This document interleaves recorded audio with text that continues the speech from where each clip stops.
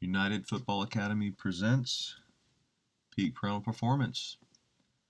Originally presented at the Fowler Park Community Room in August of 2016. This is the first of 6 planned parent education classes.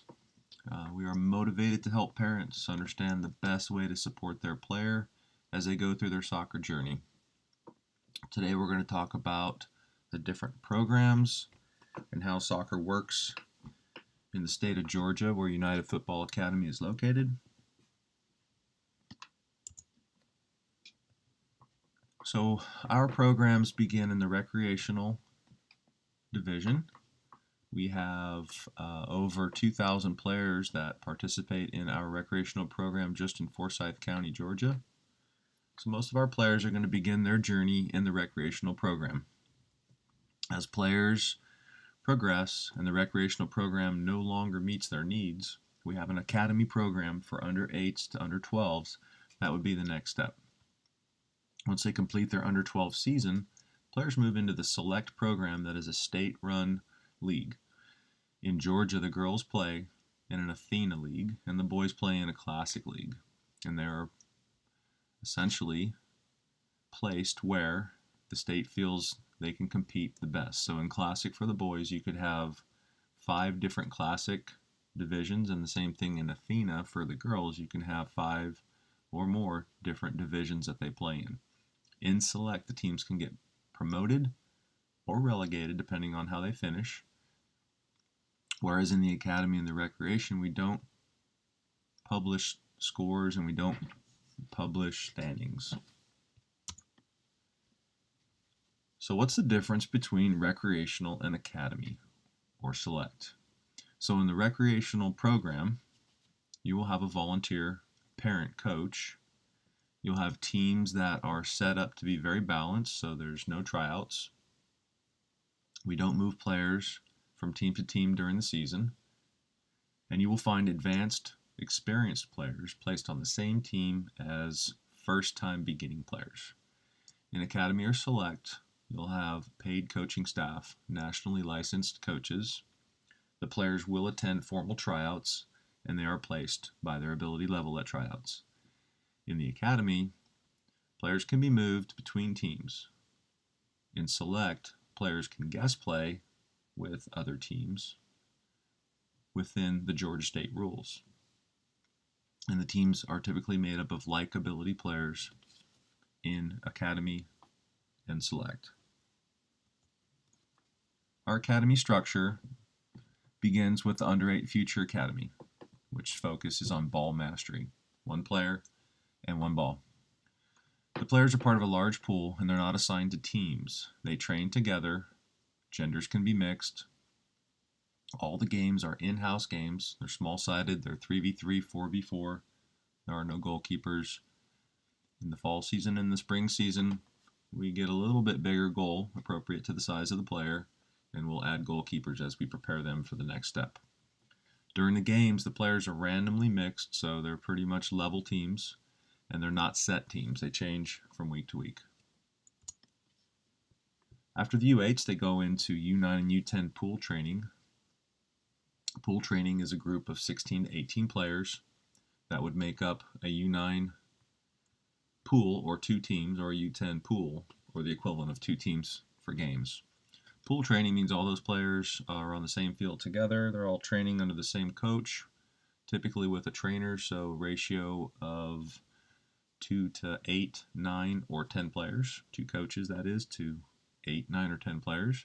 We really focus on the ball mastery still, and as they get a little bit better and they're good at the 1v1s, we can start building into the bigger numbers, to 2v1s, to 2v2s, combination play. And our goal is to develop players that are confident on the ball, so their head will naturally come up to see the field, and then they'll be able to develop into that next phase of player, which is beyond the me and my ball phase. When the players move into the U11 and U12 age groups, they're put on teams. They're no longer in a pool, although player movement is still the same. We want to make sure that we provide opportunities for players that are doing really well, as well as opportunities that those that may be struggling can have a chance to play on a lower team. We still focus on ball mastery, dribbling, passing, technical proficiency, using multiple services, making sure we have two-footed soccer players. We'll use small group tactics a little bit more as they get into a bigger field. The U11s and the U12s are playing 9v9. And we're looking to prepare the players for select where they go full 11v11. Once they get through the academy, U8 through U12 years, they will go into the U13 through U19/20 select leagues. The state runs these leagues for us. Teams can qualify for regional and national play depending on how they finish.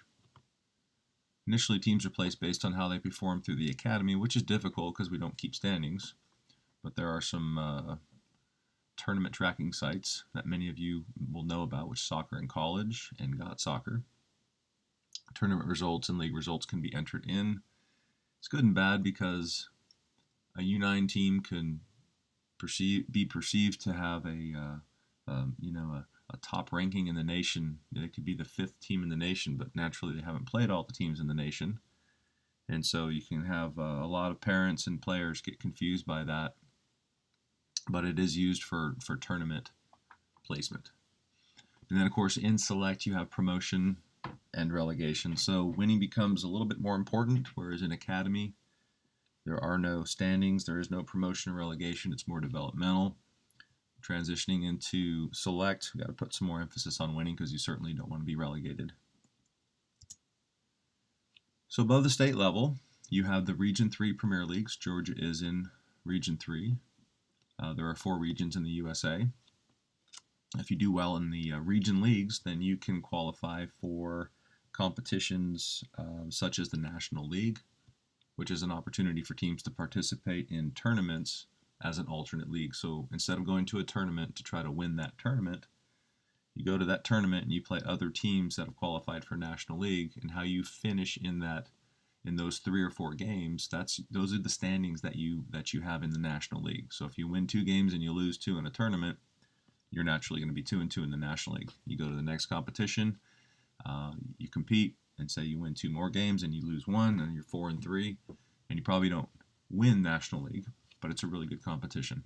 And if you do well, you can qualify straight to Nationals. So other ways to get to the Nationals would be through State Cup, winning State Cup, moving on to regionals, doing well, winning or being a runner-up at regionals can get you in the Nationals.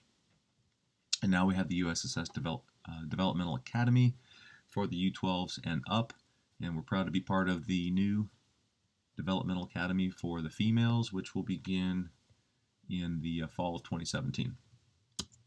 The other area that we talked about in this presentation at the time was the new mandates from U.S. Soccer had come out. So we're on a birth year registration, which shifted everything, and it combined age groups. Some age groups moved up, or some players, I should say, moved up 2 brackets. So one that was playing U11 this last season is now potentially playing U13. And then others moved up more naturally 1 age group. The playing format is now 7v7 for 9s and 10s, 9v9 for 11s and 12s, and then at the select U13 and up, we're playing full field 11v11. There are also some heading restrictions.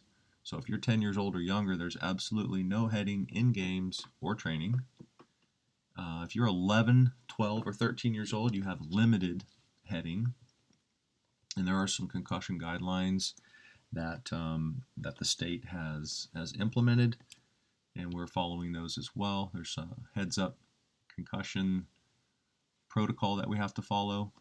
So it's very, very serious, and we take it seriously. So we've got all of our coaches getting certificates, all of our team managers getting certificates, trying to make sure that we're compliant with the state and making sure we protect our players.